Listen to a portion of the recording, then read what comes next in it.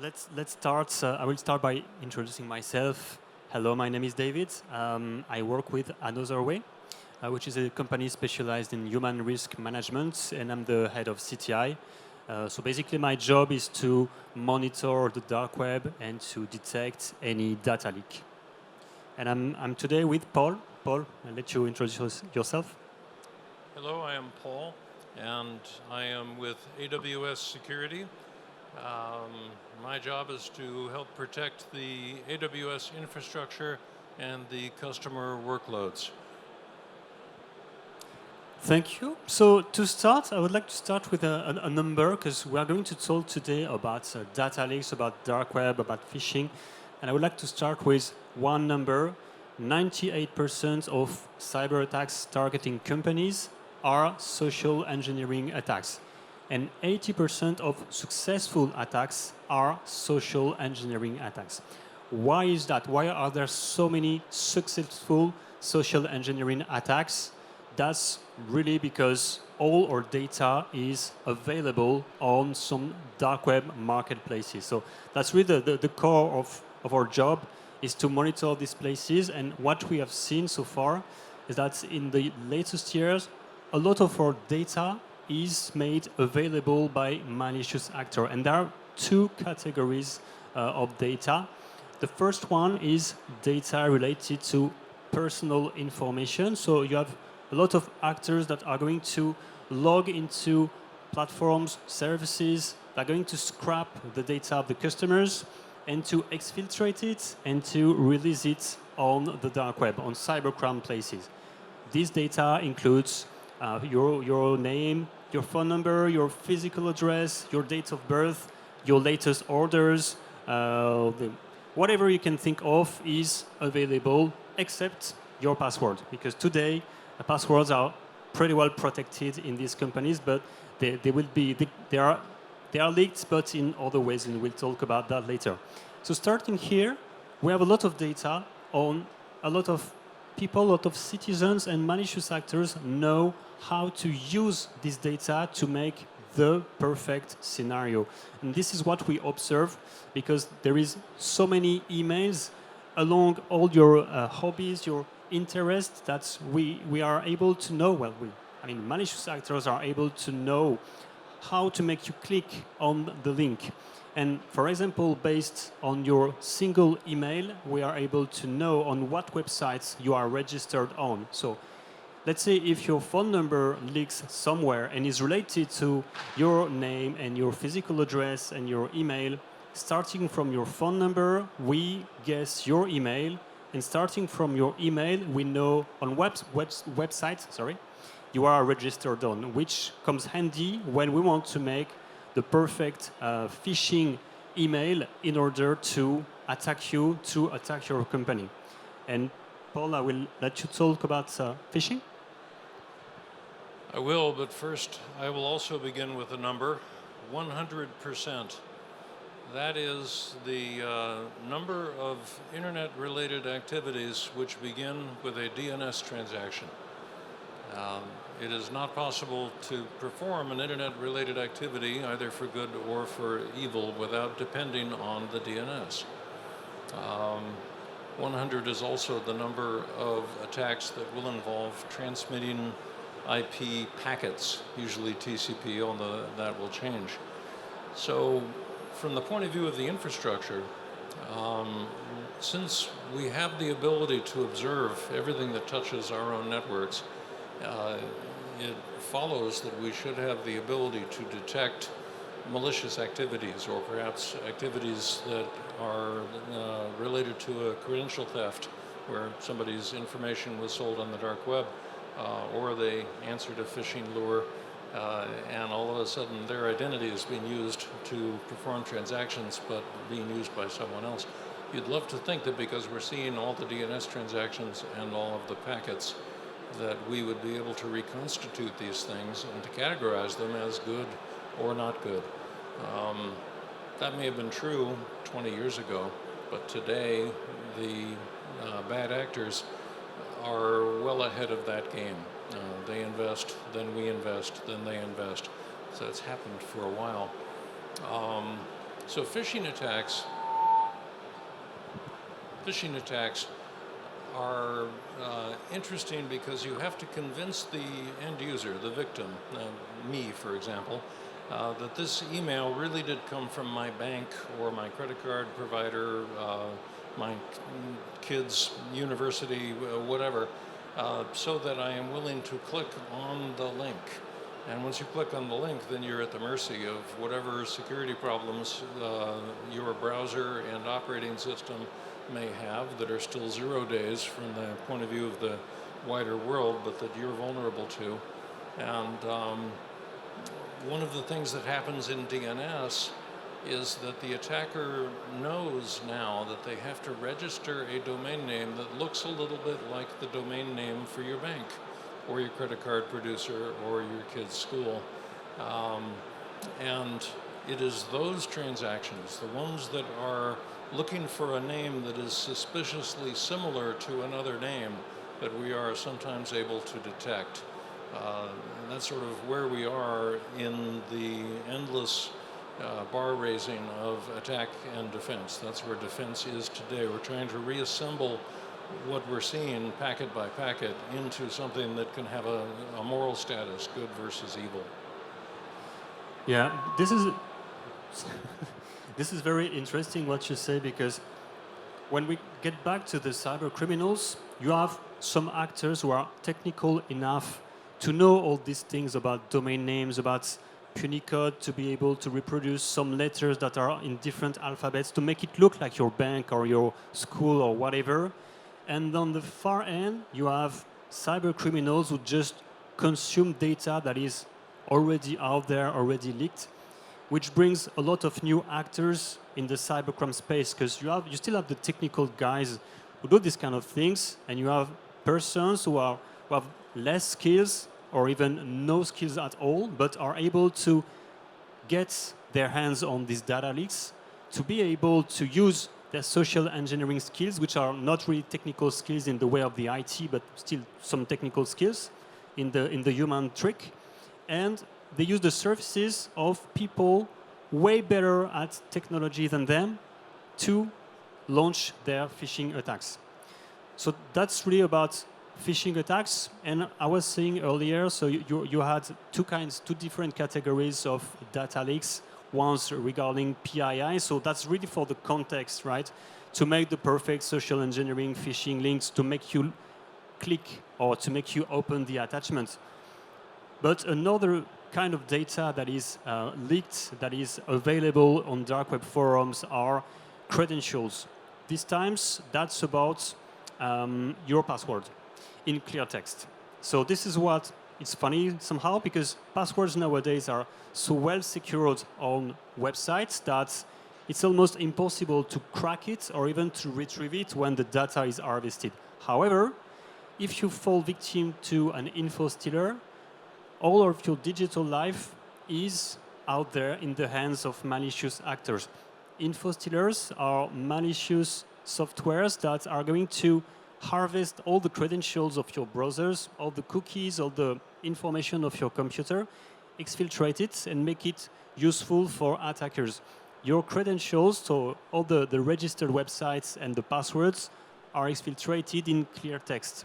So it doesn't matter if your password has like 20 characters with a mix of letters, symbols, and so on. It's exfiltrated in clear text. And starting from here, well, someone can just log onto an account and exfiltrate more data. To give you an idea on the volume, because I didn't talk about volume, but we detect every day 1 billion credentials that are leaked from info stealers on dark web channels. Of course, that's a huge number, and I mean, that's how the dark web has always worked, who has the biggest number of credentials that are leaked. So it includes a lot of duplicates data, a lot of fake data too, but there is a lot of passwords. And today, I believe that a lot of companies have employees' credentials that are shared every day on cyber criminal channels. So this is very interesting to take into consideration, because with info stealers, that's the technical side. People are dedicated to build the perfect info stealer, to have the malware that is not detected by an antivirus, is able to remove its traces, to destruct itself, and you have seen nothing but your credentials were exfiltrated. And then once it's exfiltrated, what happens? You can find them on online marketplaces, so people purchase these credentials, and or it can be available for free in some channels that work with a freemium model. So you're like, okay, here is the first 1 million, which is free, but for the next 2 millions, you're going to pay something. So that's really how it works. But then you have such an amount of credentials out there that a lot of attacks happen. And if you live in France, and I believe most of you do, you probably heard about all the data leaks that happen on a daily basis. Most of them are related with an info stealer. And it doesn't mean that the person who uses the data built the info stealer. So once again, he's not the technical guy. He's really just the user, the consumer. He gets his hands on the credentials, he tests them, and that's it. He's inside. So he doesn't need to hack into anything. He just walks in, which is really frightening. So this is what happens majorly these days. As for the info stealer itself, well, it's always, a game of cat and mouse with the technical developers who are going to build the one that is not detected, that is able to evade all the antivirus solutions and everything.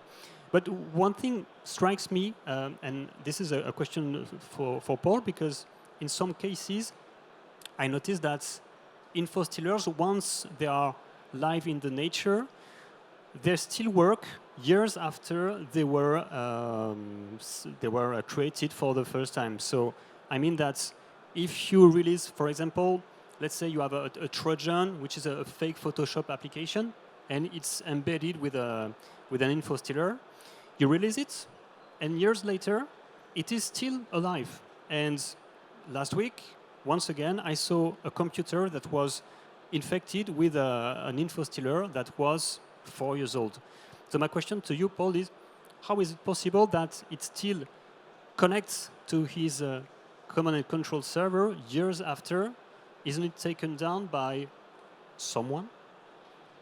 So the selection of a command and control location is a vibrant area for evasion.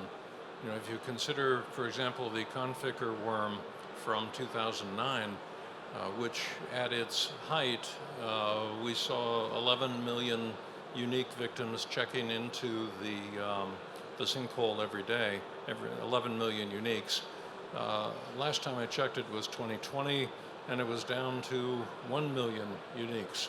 And these represent unpatched Windows 98 and 95 machines that are still out there.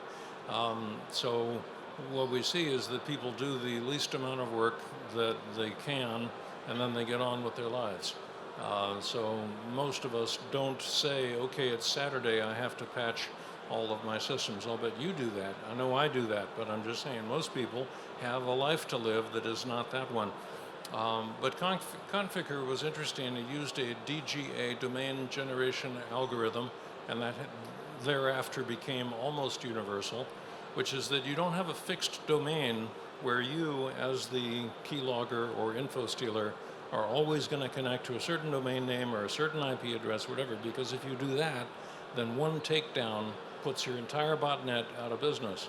So what you do instead is you use the current date, day of year, month of year, sometimes going down to the hour, in order to compute a name which will look like just random gibberish. It will not be a readable word or a sequence of words, but it is something, since you're computing it based on the date and time, in order to do a takedown, the takedown has to move forward. For Conficker, that meant that we shipped a new list of domain names that we needed the registries and registrars to block every day for a multi-year period during which we were trying to hold the thing down. Eventually, we all gave up and moved on to the next job, and so now it's just still out there. And so if you're using evasive techniques in order to identify the name or other location information about your command and control, then takedown is a forever war.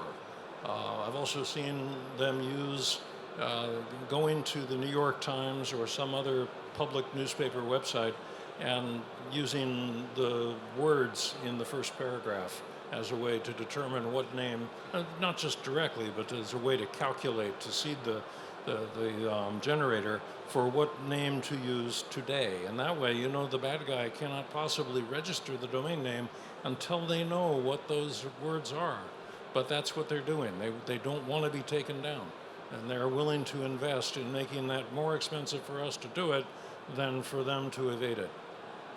And it pays because 4 years later it's still alive. So one way maybe could be for antiviruses to add the signature of the malware to detect it, but then it will still be alive until the whole infrastructure is down. So the signatures in the anti-malware world became almost useless because the virus would propagate not only when it was passing itself to the next victim, but propagate hourly or nightly, and it would simply randomize enough of its inner workings that the signature would change to something that AV did not yet recognize. And if that's what's happening, then these patterns are never going to match. And all of us download so many plugins and so many little blobs of JavaScript and Java and so forth every hour that the fact that you've never seen that file before doesn't mean that you can assume it's bad. And so again, the advantage in this case, the operating advantage, is to the attacker. Okay, so that's a bit sad, but then that's interesting because at some point there is not a lot we can do maybe to prevent, because we are all inattentive at some points because we are tired because of anything, and we're going to misclick, we're going to execute the payloads, unfortunately. And this reminds me also of the data leaks I was talking about earlier, because we may be all aware of not having a very big digital footprint. At some points, we need services, we need a bank, we need, I don't know, a phone number, we need a lot of things. So we need to fill in profiles with our own details that, again, at some point are going to be leaked. So this is why I believe it's very important to monitor all these leaks, because we all know that most of our data is already out there, and it's important to understand what type of data is out there so as to be prepared and not to fall in easily into scams when they are like when they use the data leak of the day before.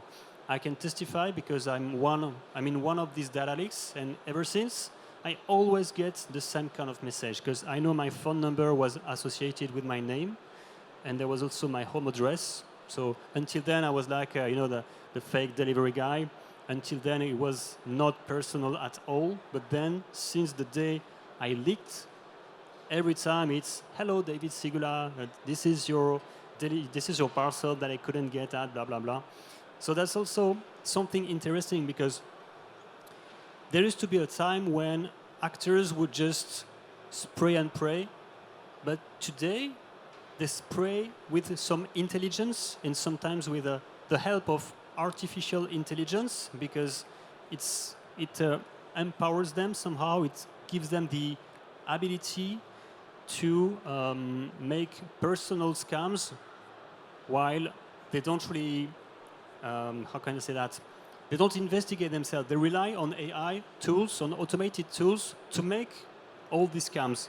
And this is something very interesting we see, and we don't know how the future will be made. But as for now, AI, we know, is widely used in social engineering scams, because based on photos, for example, that you may left open on Facebook or whatever, we can know a lot about you. We can make deepfakes, whether for images or videos, and if that's not you directly, that can be your children or your aunts, and we use them as a bait to make you click on this link we were talking about earlier. So in the social engineering field, we noticed that AI is widely used and also used not only to create fake media, but also for context, because it helps you generate an email that you would not have think of, or you can, maybe in the future, you will be able to tell AI, okay, I know this person has this cognitive bias, so please exploit it and write the perfect message to make them click. So this is what we see in the field of social engineering. We start to see that. It's still the beginnings, but clearly in 1 year it's going to be all over the place. And my question to you, Paul, is do you also believe that AI is of help in the infrastructure, in the domain registering? Does it help in some manner? Of course, AI can mean different things, and I want to be specific in my answer.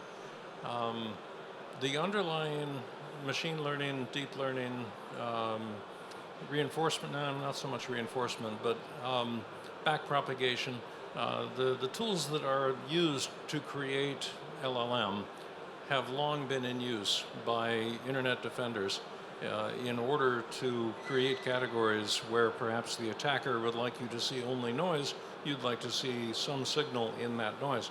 So we've been doing that for more than 10 years, maybe more than 15 years. But it gets better every year, and at the moment it means chatbots. And the answer is that for a chatbot, no, we're not using those very much in defense. I have some hope. I haven't decided whether to call OpenClaw agentic AI or not. Some people would say it is, some people mean something different. But if we give each technologically savvy user their own ability to run a persistent agent that can act on their behalf and perhaps can see their inbound email, see their inbound SMS messages, we may start to see a ground up, almost democratized defense where people who do not want to get SMS spam from a political party 3 times an hour during the season of the election will be able to say, I don't want that, and I don't want the cost of not having it to be so high. So I do believe that AI, in whatever modern form it then takes, is going to be used by both attackers and defenders to drive their own costs down, and if possible, to drive the opponent's costs up. That's what new technology does. That's how this will be used.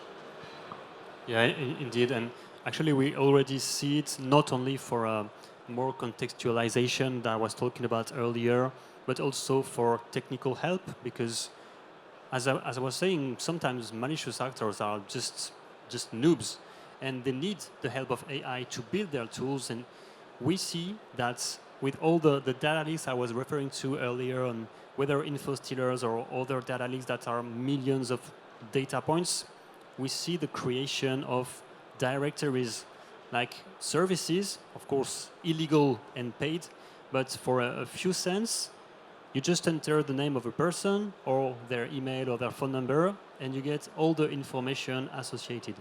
And to monitor these places, I mean, it clearly can be seen that it's not their own tools. It's clearly AI made. So we already know that this is used by malicious actors. So I want to follow up on something you said earlier about spray and pray.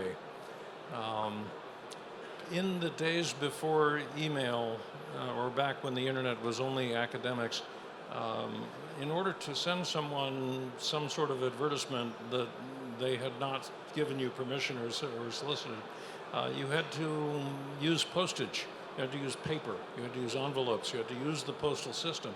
And that caused every sender to measure their cost against the potential benefits. And that gave them some incentive to look at the list of people they intended to send it to and say, this is not a waste of my money. And as soon as we went electronic with it, that incentive disappeared, and we went into the era of sending everything to everybody because the cost to the sender was zero. What I was talking about a moment ago, where the two adversaries, the attacker and the defender, each have the goal of driving their costs down, driving the other guy's costs up, means that in spirit, spray and pray is still with us. Because while it's true that using leaked PII so that you can give somebody a little bit of information about themselves in order to take seriously your claim that you are their bank, or just otherwise use information that was not easily at hand, that is so cheap as to be nearly free from a decision point of view. And so even though we're being a little bit more careful about how we construct the lure, we're still sending to an unbounded set of people in terms of whether they are actually going to be interested or whether they will believe. So we're still spraying, but prayer is no longer as necessary as it once was.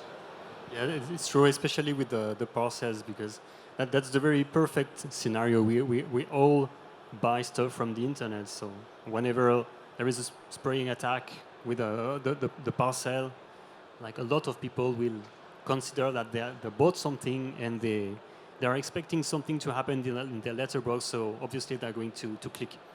And this reminds me of something totally different, but I think it's worth mentioning because ironically, the more the technology is used, the more we see that attacks go back somehow to the physical world. And that's something that we have noticed because with all the physical address that are leaked, we know where you live. And sometimes malicious actors are going to use this data to either join a virtual scenario with a physical scenario. For example, the bank calls you and says, okay, there's a problem with your card. You are hacked, but someone is going to come and get your card. And indeed, like 5 minutes later, you have someone knocking at your door who gets your card. So this is a very funny thing. But you have also more and more letters that are printed and then sent directly home. So I think this is also interesting because it leaves the technology somehow, but then there's still the risk of answering to these people and to get your cards literally stolen, not only the numbers, but also the physical card. So I think the summary, the general summary of what you've said is that information is power, and the ability to acquire it is improving over time. A lot of open source information in the world, and the ability to process it is going up, and the cost of processing it going down. Do you have a suggestion for how I, for example, might relate to the physical world, including Amazon.com, where I sometimes buy things from the online store? How do I have that relationship without them having a copy of my physical address? That's a good question. So far, I don't believe there is a true solution. Just to be careful, but yeah, at some point we need to input real data. Because I would advise, like, write not your own physical address, but then the package is going to be sent to your neighbor. So we cannot expect 1 billion people to do that, and if they don't, it won't change the attacker's cost. But I did want to add, when we talk about being careful, it's not just us, right? You mentioned earlier that it is currently the norm for the password we would use to log into some website to be encrypted on that website so that they have enough information to recognize whether we have typed the correct password, but they don't have enough information to reconstitute what that password is. But I think all of us in this room have been in this industry long enough to remember when an attack and a compromise of a large credential database would include unencrypted passwords. And it will often not be until that moment that you realized that you had been trusting an intermediary with your information without realizing that they weren't encrypting your password. So I have enjoyed watching audit requirements go up. I know that's very geeky, but I love that companies have to show the auditors, and if they're publicly traded, they have to show their regulator that they are taking minimum care, meeting some kind of a minimum standard for the execution of my processes using my information. And again, no matter how careful I am, I probably have no way to learn that about a counterparty other than knowing that my regulator will have required them to do it. Yeah, and this is exactly why it's important to have like a growing conscience of, it's a time, okay, sorry. Thank you. Time up.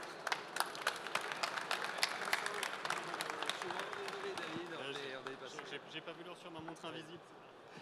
Vraiment, merci pour cet échange. Thank you very much for this exchange. Merci à vous. Donc, merci encore. Je suis désolé d'arriver comme ça, comme un cheveu sur la soupe, pour couper cet échange donc passionnant. Mais on a un timing à tenir et on a effectivement un autre rendez-vous dans quelques instants. Merci encore. Merci encore.